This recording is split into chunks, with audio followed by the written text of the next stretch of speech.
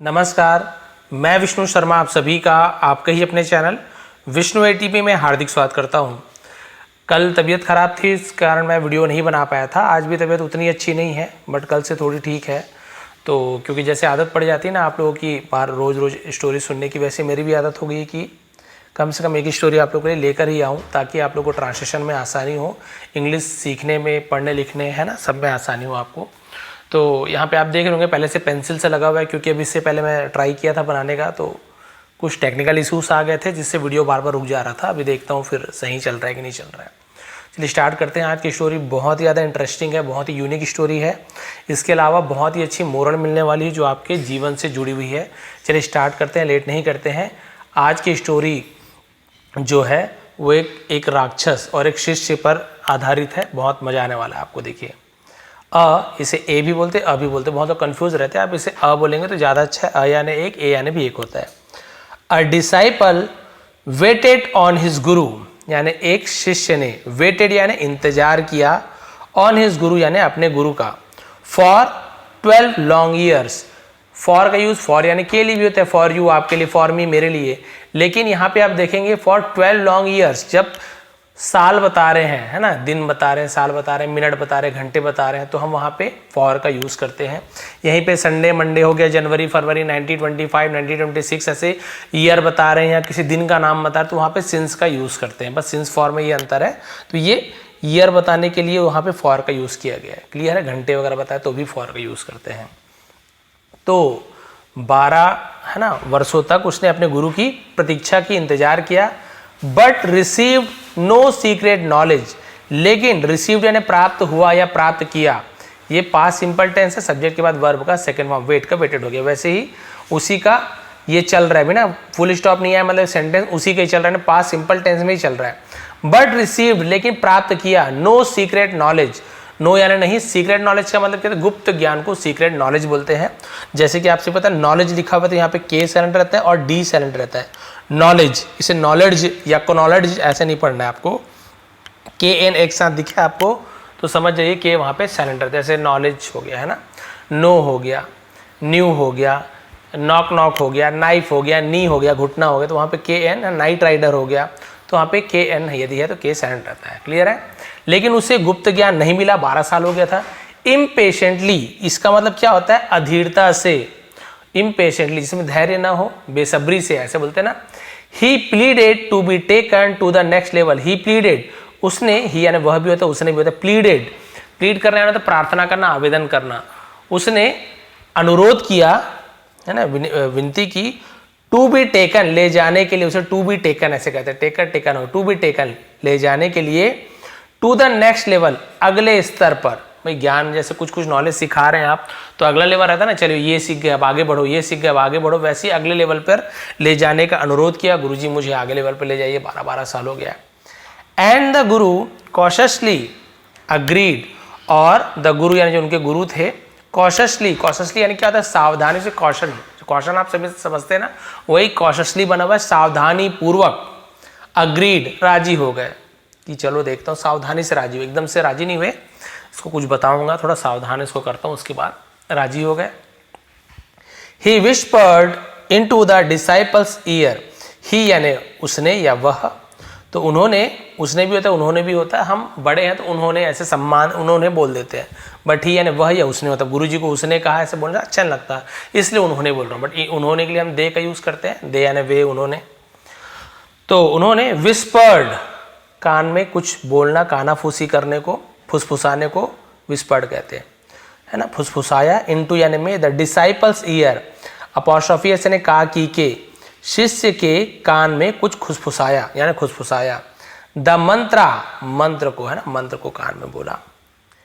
Way by the latter may call a giant to serve him on command. ठीक है, where by मतलब जिससे, जिसके कारण, तो समझो वेयर बाई, जिससे।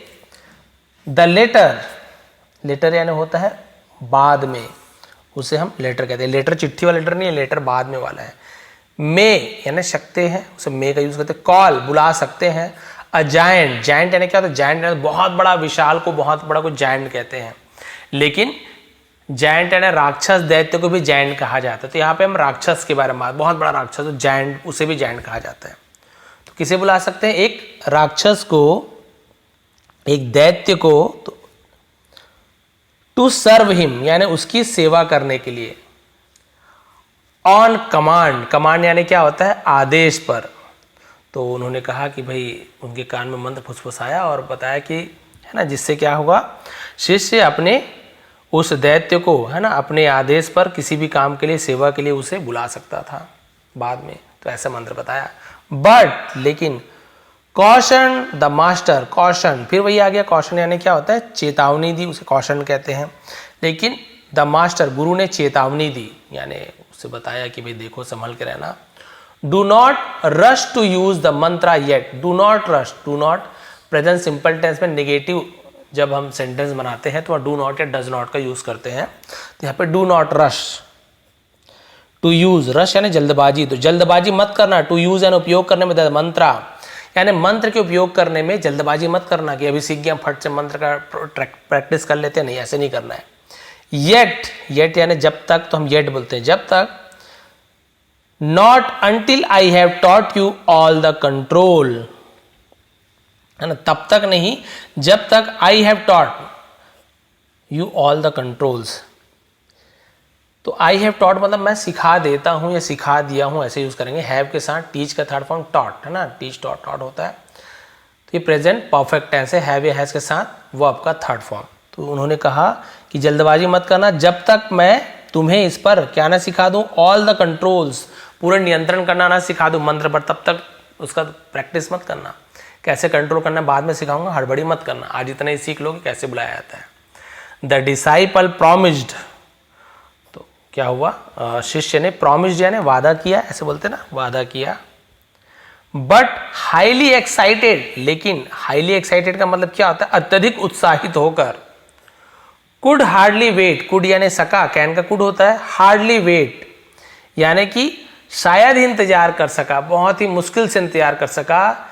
And so went out and recited the Mantra immediately, और सो यानी होता है और, तो या इसलिए, वेंट आउट बाहर गया, गो वेंट गॉन, तो हम सेकेंड फॉर्म वेंट के उसके बाहर गया।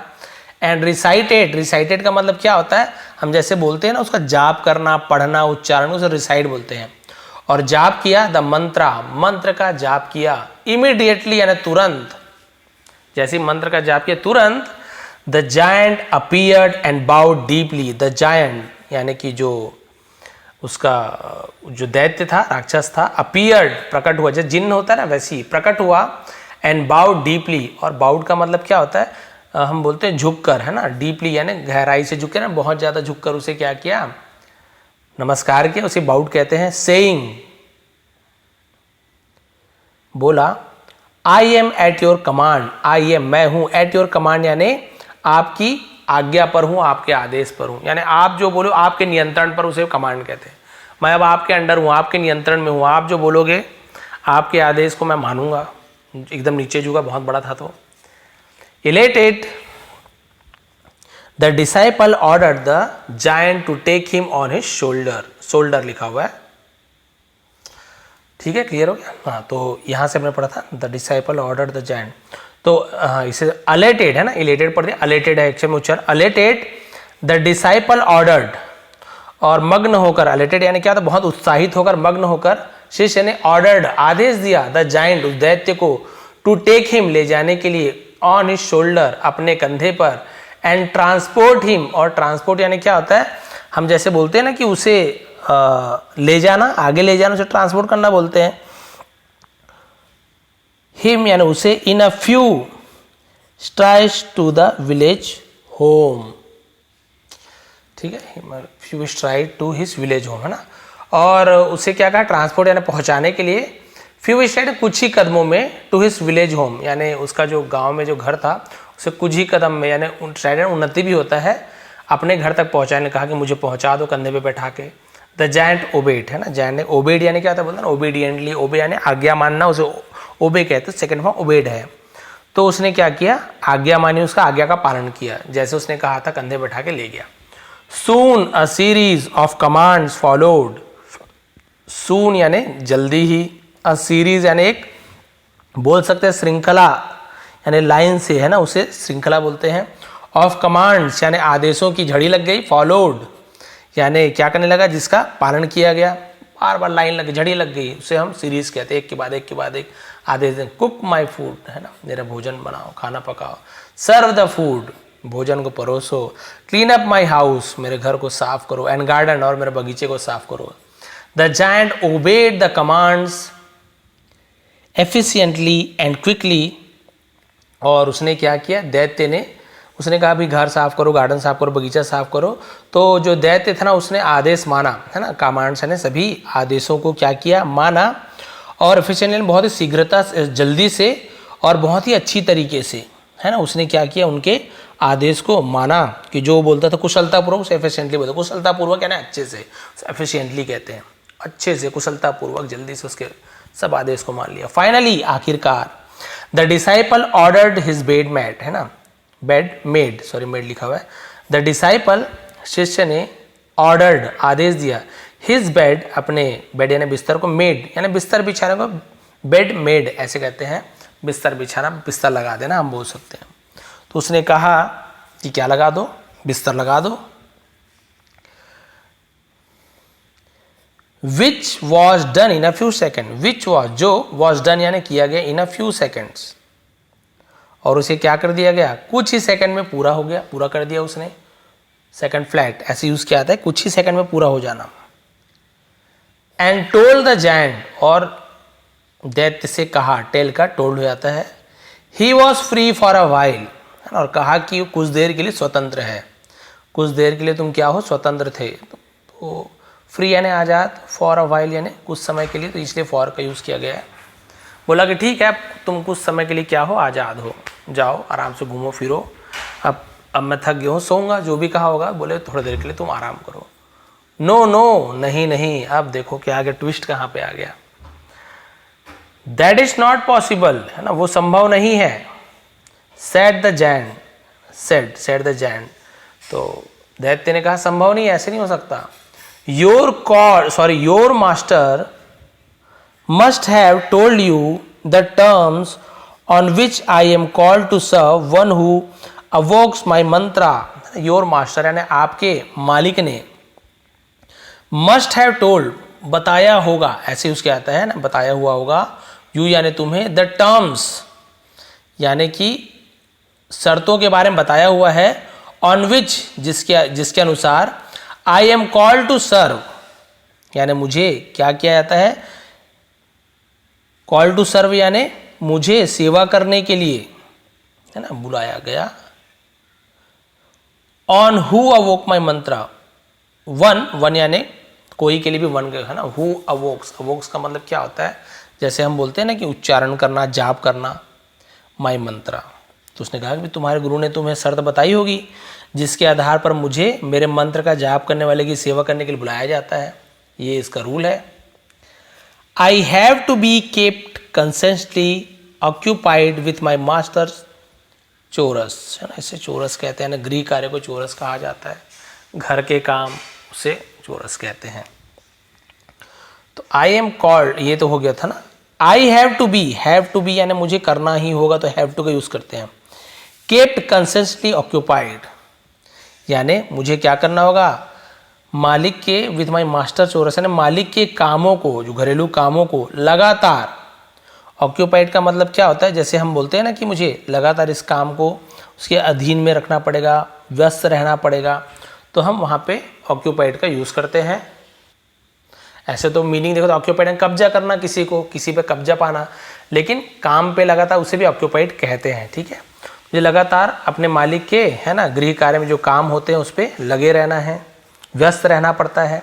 Whenever, जब कभी, I have nothing to do, है ना, मेरे पास कुछ भी करने को नहीं होता, I get dreadfully hungry, तो I get, मैं हो जाता हूँ, तो get का यूज करते हैं। dreadfully का भयानक रूप से, उसे dreadfully कहते हैं, मैं भयानक रूप से hungry यानी भूखा हो जाता हूँ। and usually, और साधारण तौर पे, eat my master, और मैं क्या करता हूँ, आमतौर पे अपने मालिक को खा लेता हूँ। यूजुअली ना, आमतौर पे, साधारण तौर अपने मालिक को खा लेता हूँ। सॉरी, अफसोस है मास्टर, है ना, अफसोस है मास्टर, क्षमा करें मालिक। I can not help it, मैं इस पर मदद नहीं कर सकता। That is how nature had made me है, दैट इज़ हाउ नेचर यानी कुदरत ने मुझे क्या किया, हैड मेड मी यानी मुझे ऐसा ही बनाया है। हैज़ मेड मी, तो हैज़ के साथ मेक का मेड और थर्ड फॉर्म मेड होता है प्रेजेंट परफेक्ट टेंस, दिया है, लिया है, चुका है। प्रकृति ने मुझे ऐसा ही बनाया है कि मैं यदि काम ना मिले तो भूखा हो जाता हूँ बहुत ज़्यादा और अपने मालिक को ही खा जाता हूँ। तो आपको कुछ ना कुछ काम देते ही रहना, सोना नहीं है। इनफैक्ट ना दरअसल, वास्तव में, असलियत में उसे इनफैक्ट बोलते हैं। I am now getting very very hungry, I am now getting यानी हो रहा हूँ ऐसे, वेरी वेरी हंग्री, अब मुझे बहुत बहुत भूख लग रही है। एंड मस्ट ईट यू, और मुझे तुम्हें खाना ही पड़ेगा, खाना ही चाहिए, ज़रूर खाना पड़ेगा। तो हम वहाँ पे मस्ट का यूज़ करते हैं, चाहिए के लिए भी यूज़ होता है मस्ट, है ना, कुछ करना चाहिए, ज़रूर के लिए भी तो बहुत सारा यूज़ करते हैं यहाँ पे चाहिए। तो मुझे आपको खाना चाहिए क्योंकि मुझे बहुत ज़्यादा भूख लग रही है, आप कोई काम दे नहीं रहे हो। इन अटर पैनिक, है ना, इसका मतलब होता है पूरी घबराहट में, उसे अटर पैनिक बोलते हैं। तो घबराहट में the disciple fled to his guru's cottage, fled यानी क्या होता है, भाग जाना, उसे फ्लैड कहते हैं। टू कहाँ गया, किसके पास गया, टू प्रिपरेशन यूज करते हैं। हिज गुरुज, अपने गुरु के, कॉटेज यानी तो झोपड़ी में, उसे कॉटेज बोलते हैं, कुटिया में, अपने गुरु के कुटिया में वो भाग गया वहाँ से। अपोलोजाइजिंग यानी क्या होता है, माफ़ी मांगते हुए, एंड प्लीडिंग प्रार्थना करते हुए, टू बी सेव्ड यानी बचाने की गुहार लगाते हुए, माफ़ी मांगते हुए अपने गुरु के पास पहुंच गया। The guru relented and whispered another secret into the disciples ear, अब गुरु ने क्या किया, रिलेंटेड मतलब होता है, जैसे क्या बोलना चाहिए, थोड़ा सा जिससे बहुत ज़्यादा गुस्से में थे फिर बाद में शांत हो जाना, नरम पड़ जाना, रिलेटेड। तो गुरुजी थोड़े से नरम पड़े, यानी कि ठीक है, वैसे जो भी गलती होगी नरम पड़ गए। एंड विस्पर्ड, और फिर कानाफूसी की, है ना, फुसफुसाया। अनदर सीक्रेट यानी दूसरा राज, इनटू द डिसाइपल्स ईयर, शिष्य के कान में। द लेटर बीम यानी कि बाद में वो मुस्कुराया, ठीक है, बीम यानी होता है मुस्कुराना भी है। तो उसके कान में कुछ फुसफुसाया और बाद में मुस्कुराए, यानी कि देखिए गुरु जो बाद में बताने वाले थे, अभी इन्हें जल्दी बताना पड़ गया उसका सीक्रेट को, और ये बिना जाने ही कि भाई उसे क्या होगा कैसे होगा उसने यूज़ कर लिया। फिर गुरु ने कहा परेशानी में, तो बताया गुरुजी ने कान में, देखिए क्या बताया, ये भी इंटरेस्टिंग है। ही turn around and told the giant, वो मुड़ा, है ना, अराउंड यानी उसकी ओर, एंड टोल्ड द जायंट, वह पीछे मुड़ा और टोल्ड द जायंट, और उससे कहा, दैत्य से कहा, जायंट है ना, राक्षस या दैत्य जो भी, I do have something for you to do, ठीक है। तो उसने क्या कहा कि मेरे पास तुम्हारे लिए करने के लिए कुछ है, आई डू, हाँ मेरे पास कुछ करने के लिए, बोला था ना कुछ काम दो, बोला मेरे पास कुछ करने के लिए है। The giant bowed deeply again, अब वो जो राक्षस था वो फिर गहराई से नीचे प्रणाम किया, झुका। थैंक यू मास्टर, धन्यवाद मालिक। That is all I wanted, है ना, that is all I wanted, मैं यही चाहता था, ऐसे मैं बस यही चाहता था। I did not mean any harm, है ना, आई डिड नॉट यानी मेरा मतलब नहीं था, एनी हार्म यानी किसी प्रकार का इरादा नहीं था, मीन यानी मतलब इरादा भी होता है नुकसान पहुंचाना, रियली सचमुच में, वास्तव में मेरा इरादा कोई नुकसान पहुंचाना नहीं था। वंस अगेन, एक बार फिर, the disciple was transported to his village, अब उस शिष्य को क्या किया गया, उसके गांव तक पहुंचाया गया, ले जाया गया, ट्रांसपोर्टेड ऐसे कहा गया है। होम यानी घर पे, on the giant shoulder, on यानी पर, जायंट दैत्य के कंधे पर उसे फिर से एक बार उसके गांव पहुंचाया गया। ओके जायंट, है ना, ठीक है राक्षस दैत्य, गो इनटू द फॉरेस्ट, जंगल जाओ। Strip the tallest and sturdiest tree, strip the tallest, strip का मतलब क्या होता है, जैसे हम बोलते हैं ना कि leave and bring my the post, ले आने, जैसे हम बोलते हैं कि हटाना, स्ट्रिप कर देना, साफ कर देना, उसे स्ट्रिप कहते हैं, है ना, क्या कर देना है, स्ट्रिप कर देना, जैसे हम बोलते हैं ना कि छील देना उसे, जैसे पत्ता वत्ता लगा ऐसे स्ट्रिप कर देते हैं, हटा देते हैं उससे, ठीक है। टॉलेस्ट एंड स्टर्डिएस्ट ट्री यानी कि जो सबसे ऊंचा और सबसे मजबूत, स्टर्डी यानी क्या होता है, मजबूत होता है, सबसे ऊंचा और सबसे मजबूत पेड़ के ऑल लीव, सभी पत्तों को, एंड ब्रांचेस, शाखाओं को क्या करके लाओ, स्ट्रिप करके लाओ यानी उसे हटा के लाओ। And bring me the post, bring में मेरे पास लाओ द पोस्ट। अब पोस्ट यानी क्या बोल सकते हैं हम कि जैसे उसका जो तना होता है, बड़ा सा खंबा होता है, उसे भी हम पोस्ट कहते हैं। तो बोले कि फिर वो क्या करना, उस पोस्ट को तुम ले आओ। अब क्या बचा वहाँ पे, उसका तना ही बचा हुआ है।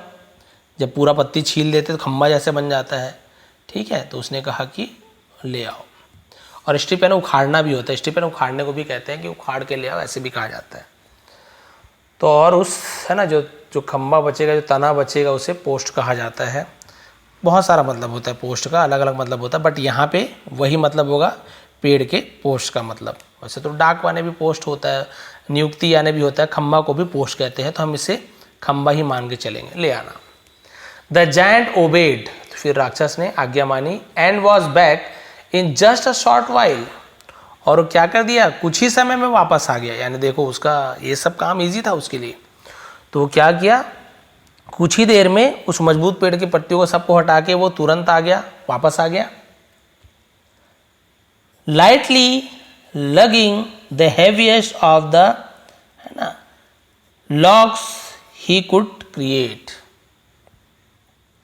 और उसने क्या किया, of the smooth logs could create, यानी जितने स्मूथ यानी चिकने लॉग, यानी जितने चिकने वो खंबे, तने बोल सकते, लॉग लकड़ी का लट्ठा को लॉग कहा जाता है, वो बना सकता था।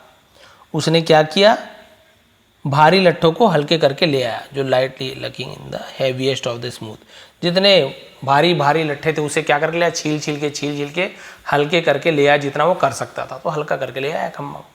फाइन जायंट, फाइन यानी चलिए ठीक है, जायंट ठीक है।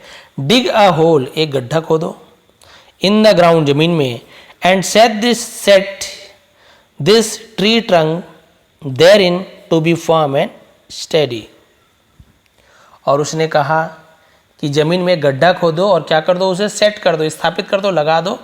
ट्री ट्रंक, ट्रंक यानी हाथी के सूंड को भी ट्रंक कहते हैं, पेड़ के तनों को भी ट्रंक कहते हैं, और पेटी संदू को भी ट्रंक कहते हैं ना। जैसे ये पेड़ है, मान लीजिए पेड़ है, जैसे हम एग्जांपल दे रहे हैं, ये जो मेन बड़ा भाग है इसे हम ट्रंक कहते हैं, तना कहते हैं।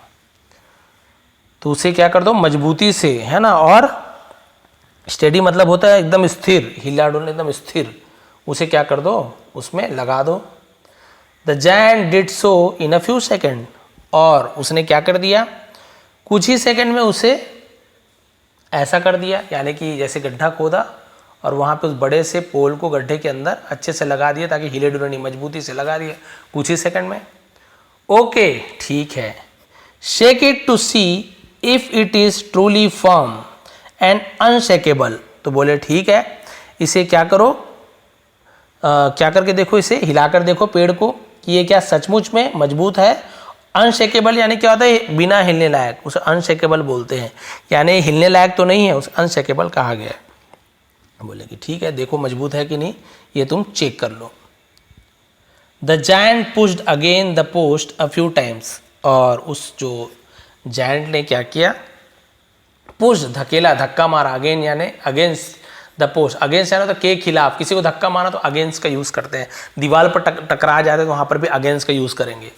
तो उस खंबे को उसने धक्का मारा अ फ्यू टाइम्स यानी कुछ बार, एंड फाउंड इट, और पाया कि टू बी वेरी फर्म, और उसे बहुत ज़्यादा दृढ़ पाया कि ये तो बहुत ज़्यादा मजबूत है, हिल डुल नहीं रहा है, यानी कि ये बहुत मजबूत है, उसने पाया। बोला कि ठीक है, तो बहुत मजबूत है। राइट ठीक है। Now bring the strongest sturdiest rope you can make or find. अब क्या बोला, अब ब्रिंग यानी लाओ, स्ट्रॉन्गेस्ट यानी सबसे मजबूत, स्टर्डियस्ट, स्ट्रॉन्गेस्ट स्टर्डियस्ट का मतलब मजबूत से मजबूत रस्सी लाओ। यू कैन यानी सकते हो, मेक यानी बना सकते हो, और या फाइंड या ढूंढ सकते हो। तुम जो रस्सी मजबूत से मजबूत बना सकते हो या फिर ढूंढ सकते हो, रस्सी लेके आओ, चाहे बनाओ चाहे ढूंढ के लाओ। द जायंट प्रोड्यूस्ड वन, और उस दैत्य ने प्रोड्यूस्ड वन यानी एक का उत्पादन क्या, एक बनाया, उसे प्रोड्यूस कहेंगे। तो एक उसने बना दिया एकदम मजबूत रस्सी।